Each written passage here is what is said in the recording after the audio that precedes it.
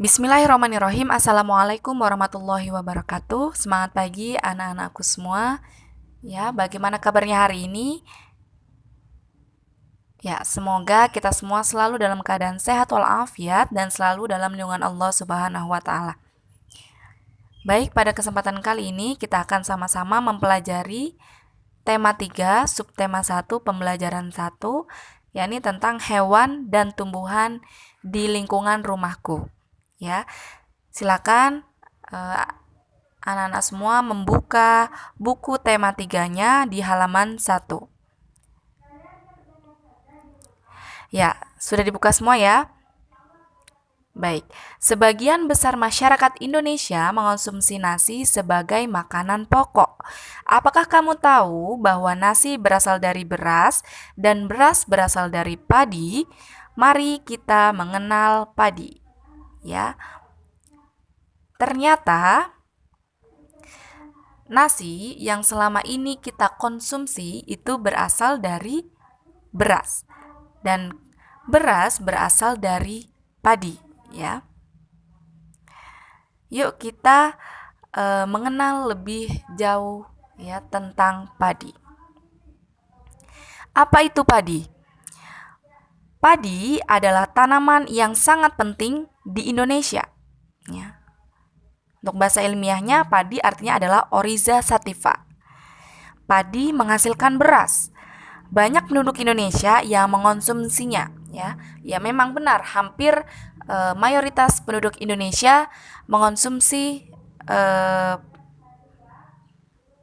nasi ya yang berasal dari padi itu, baik untuk makan siang, sarapan, makan siang maupun makan malam. Padi dapat tumbuh di daerah panas dengan curah hujan yang tinggi. Daerah utama penghasil padi adalah Jawa Barat, Jawa Timur, Jawa Tengah, Sulawesi Selatan, dan Sumatera Utara. Nah, mayoritas daerah penghasil padi atau lumbung padi ini berasal dari Pulau Jawa dan kemudian Sulawesi dan Sumatera. Karawang, Jawa Barat dikenal sebagai lumbung padi nasional. Ya. Di Karawang di Pulau Jawa, yakni Jawa Barat, sekarang sudah lama ya ini dikenal sebagai lumbung padi nasional. Lumbung padi itu apa? Lumbung padi adalah penghasil padi ya. Jadi di Karawang itu penghasil padi nasional. Pertumbuhan padi dibagi menjadi 3 tahap besar.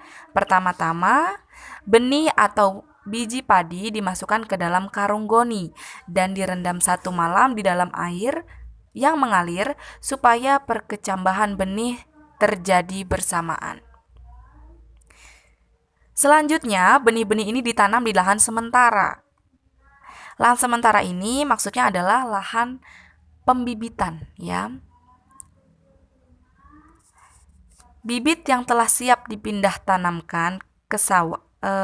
Bibit yang telah siap dipindah tanamkan ke sawah. Biji atau benih tadi akan tumbuh berkecambah hingga muncul ke permukaan. Bakal akar dan tunas menonjol keluar. Lalu batangnya memanjang. Petani juga mengairi, memberi pestisida dan pupuk pada tanaman ini. Ya, petani itu tugasnya yakni mengairi, ya, memberi air pada sawah-sawah. Karena untuk tanaman padi ini butuh banyak air. Kemudian petani juga memberikan pestisida. Apa itu pestisida? Pestisida ini adalah sebuah bahan kimia, ya, salah satu bahan kimia yang berfungsi untuk membasmi serangga. Dan tidak lupa, petani juga memberi pupuk pada tanaman padi. Selanjutnya, tanaman padi berbunga hingga gabah matang. Berkembang penuh, keras dan berwarna kuning. Gabah adalah bulir padi yang terbungkus dalam sekam atau kulit padi. Gabah ini nantinya yang akan dijadikan benih lagi. Tahap pertumbuhan padi berlangsung antara 110 hari hingga 130 hari. Setelah panen padi, gabah ditumbuk dengan lesung atau digiling sehingga sekam atau kulit padi terlepas dari isinya. Bagian isi inilah yang berwarna putih, kemerahan, ungu, atau bahkan hitam yang disebut dengan beras. Ya, ada beras putih, ada beras merah, ungu, bahkan ada yang berwarna hitam. Itu namakan beras. Kemudian kita lanjutkan ke halaman 2. Jawablah pertanyaan berikut. Apa isi bacaan di atas? Ya, isinya adalah pengetahuan tentang padi, ya. Ini pengetahuan tentang padi. Mengapa tanaman tersebut penting bagi masyarakat Indonesia? Karena padi adalah makanan pokok mayoritas penduduk Indonesia, ya. Nomor 3, di mana tanaman tersebut dapat tumbuh? Tanaman tersebut dapat tumbuh di daerah yang panas dengan curah hujan yang tinggi. Itu semua jawabannya ada di dalam teks bacaan ya. Kemudian nomor 4, berapa lama proses tanaman tersebut tumbuh?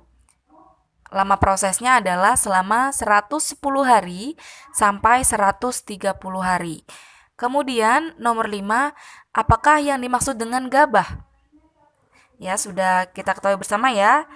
Di paragraf kedua, ya, di kalimat terakhir, gabah adalah bulir padi yang terbungkus dalam sekam atau kulit padi.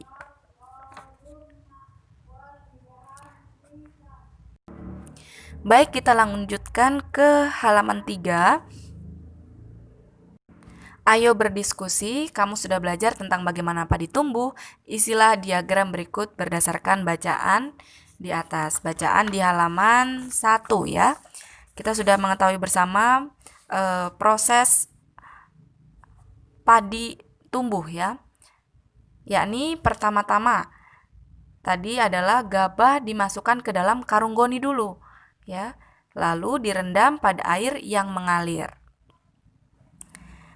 Jadi untuk gambarnya nanti anak-anak bisa menggambar karung goni yang direndam di dalam air yang mengalir.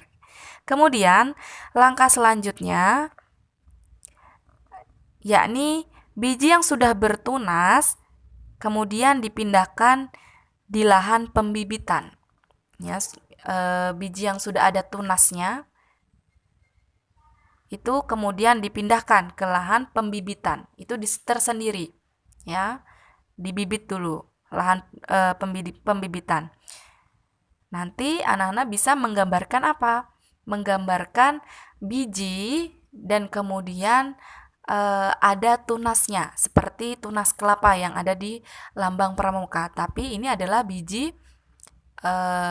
padi ya. Kemudian langkah selanjutnya setelah usianya cukup ya, setelah dirasa cukup ini usianya, kemudian ditanam di sawah ya, yang biasanya itu ada airnya ya. Proses penanamannya itu sawahnya ada airnya supaya mudah untuk ditancap-tancapkan ke dalam tanah. Untuk panjang tanaman ya yang bisa ditanamkan ke sawah, ke tanah itu biasanya berukuran 1 jengkal. Itu sudah bisa ditanam di sawah. Kemudian mari kita lanjutkan ke halaman 4. Berikut adalah beberapa cara untuk mempertahankan padi tetap dapat dinikmati masyarakat Indonesia. Ya, cara pertama adalah menjaga bibit agar dapat ditanam kembali. Jadi, supaya bibit bisa ditanam kembali, itu jangan sampai terbungkus bibitnya. Kemudian, langkah kedua, menjaga lahan pertanian. Jangan sampai lahan digunakan untuk kebutuhan lainnya, misalnya dijadikan untuk mendirikan bangunan. Ini sudah banyak terjadi ya, khususnya di pulau-pulau Jawa, yang mana lahan-lahan padi sudah dialihfungsikan sebagai bangunan-bangunan ya. Di sana banyak orang-orang yang memiliki yang orang-orang yang berinvestasi ya, misalkan di pabrik gitu ya, pabrik. Kemudian mereka mengubah fungsi sawah tadi, yakni menjadi bangunan pabrik. Itu sudah sangat banyak terjadi nih ya, banyak terjadi di Pulau Jawa, yang mana Pulau Jawa itu adalah penghasil padi terbanyak ya di sana, selain Sumatera dan Sulawesi. Nah, untuk hal seperti ini nih jangan sampai terjadi ya. Karena jika ini terjadi, ya kita tidak bisa untuk menanam padi lagi karena tidak ada, ya kan lahannya sudah dibuat bangunan, tidak bisa lagi untuk ditanami padi. Jadi sebelum dibuat bangunan ya, bangunannya banyak, kita harus mencegahnya. Jadi kita harus mempertahankan sawah sebagai tempat untuk tumbuhnya padi. Kemudian cara yang ketiga yakni menjaga kebersihan lingkungan sekitar. Sampah akan menyebabkan banjir. Apabila terjadi banjir, maka tanaman padi tidak akan tumbuh. Jadi di lingkungan sekitar itu maksudnya adalah di lingkungan sekitar rumah kita ya, misalkan selokan atau sungai-sungai, itu kita jaga kebersihannya. Jangan sampai banyak sampah. Jika banyak sampah kemudian sungai meluap, maka akan menyebabkan banjir ya, karena tersumbat oleh sampah-sampah tadi. Jadi kita harus menjaga lingkungan sekitar agar tetap bersih. Apabila terjadi banjir, maka akan terjadi gagal panen padi ya. Dan itu akan merugikan kita semua ya, termasuk konsumennya ya. Kemudian nomor 4, yakni cara keempat, saluran air dijaga agar tetap mengalir. Kemudian yang terakhir, penggunaan beras yang tidak berlebihan. Jumlah penduduk yang meningkat akan meningkatkan kebutuhan yang besar terhadap padi. Penggunaan beras sesuai kebutuhan akan sangat membantu. Maksudnya adalah kita tidak boleh berlebihan. Ya, berlebihan itu dalam artian kita kalau masak beras ya, masak nasi itu kita nggak usah berlebihan, secukupnya saja. Agar tidak ada nasi yang terbuang sia-sia. Ya, agar tidak ada nasi yang terbuang sia-sia. Paham ya? Baik, kita lanjutkan ke halaman 5. Ayo berlatih. Nah, bacalah teks berikut dan isilah tabelnya. Di sana ada 3 gambar. Yang pertama adalah gambar pantai, kemudian ada persawahan. Dataran tinggi, kemudian dataran rendah. Ini pegunungan, pantai, pegunungan, dan dataran rendah, yakni persawahan. Kemudian di bawahnya ada teks bacaannya, yakni pantai. Pantai adalah daerah yang berbatasan langsung dengan laut. Pantai ada yang landai dan ada pula yang terjal. Pantai yang landai biasanya digunakan untuk objek wisata. Nah, contohnya apa? Contohnya yang ada di Pantai Manggar, itu kan pantainya landai ya, jadi digunakan untuk objek wisata. Kalau terjal itu sangat berbahaya ya, kalau terpeleset nanti bisa jatuh, dan itu biasanya penuh dengan karang-karang. Jadi yang digunakan untuk objek wisata yakni yang pantainya landai. Kemudian dataran tinggi. Dataran tinggi adalah permukaan bumi yang ketinggiannya 500 meter di atas permukaan laut. Dataran tinggi biasanya dimanfaatkan untuk peristirahatan seperti villa ya. Kalau di daerah pegunungan ya, baik di Jawa Tengah, Jawa Timur, Jawa Barat itu biasanya ada puncak-puncaknya ya. Di sana itu ada villa-villa yang dimana digunakan untuk tempat peristirahatan. Selain itu juga digunakan untuk objek wisata kalau liburan ke puncak misalnya. Kemudian objek wisata ya, di sana kalau pegunungan biasanya banyak air terjun atau coban atau curug dan lain sebagainya. Dan usaha perkebunan. Apa saja di daerah pegunungan? Ya, dataran tinggi biasanya usaha perkebunannya adalah teh, kemudian ada apel juga, ada kebun apel, kebun teh, kemudian ada kebun jeruk, ya. Ada juga kalau ketinggiannya tinggi ya, itu biasanya ditanami kentang, wortel, kol dan lain sebagainya. Kemudian dataran rendah. Dataran rendah adalah permukaan bumi yang datar dengan ketinggian kurang dari 200 meter di atas permukaan laut. Pada umumnya, dataran rendah berada di sekitar pesisir pantai. Dataran rendah banyak digunakan untuk berbagai keperluan, misalnya ya, pertanian, ya. Pertanian itu dataran rendah. Kemudian peternakan. Kemudian perumahan nih sangat banyak ya kalau perumahan, dan industri ya, banyak sekali pabrik-pabrik. Misalnya di daerah Batakan itu ya, dekat dengan pantai kan. Nah, di sana dekat dengan Pantai Manggar banyak sekali pabrik-pabrik ya, pabrik industri. Serta berbagai jenis kegiatan perkebunan seperti perkebunan kelapa dan tebu. Nah, kalau di Kalimantan ini jenis perkebunannya adalah perkebunan ada yang perkebunan karet, kemudian perkebunan sawit ya yang terkenal. Kemudian kita lanjutkan ke halaman 6. Di sana ada tabel ya, ada berisi pantai, dataran tinggi, dataran rendah, kemudian lokasinya, ciri-ciri, sumber daya alamnya, manfaat, mata pencaharian penduduk. Ya, mari kita jawab bersama ya.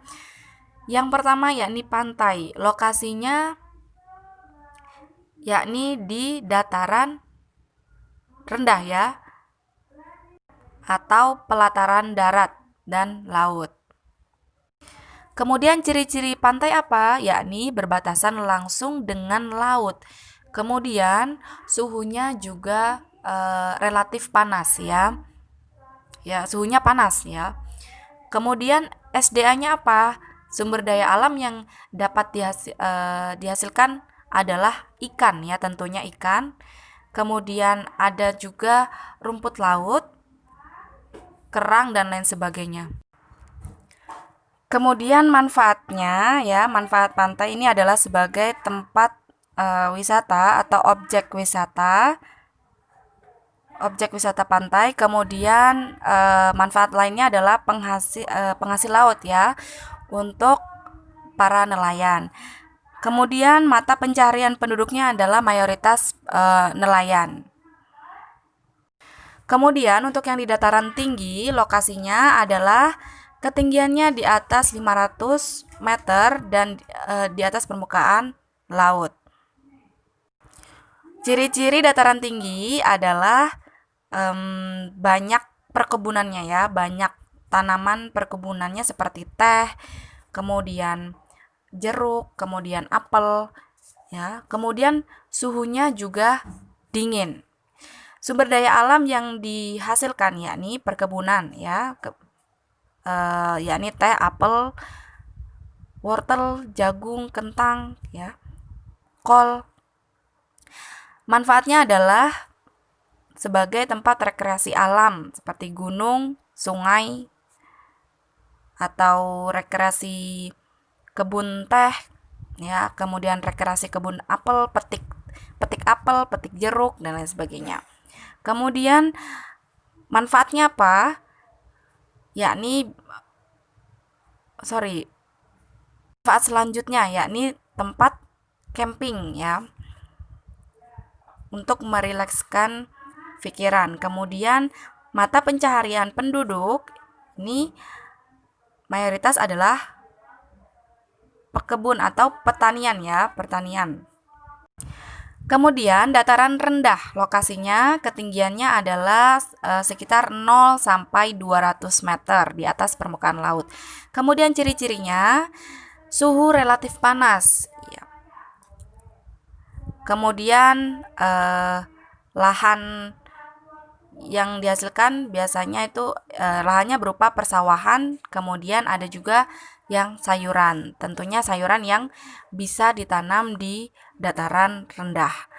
Kemudian sumber daya alam yang dihasilkan adalah padi, ya, kemudian jagung, kedelai, kemudian tebu, dan lain sebagainya.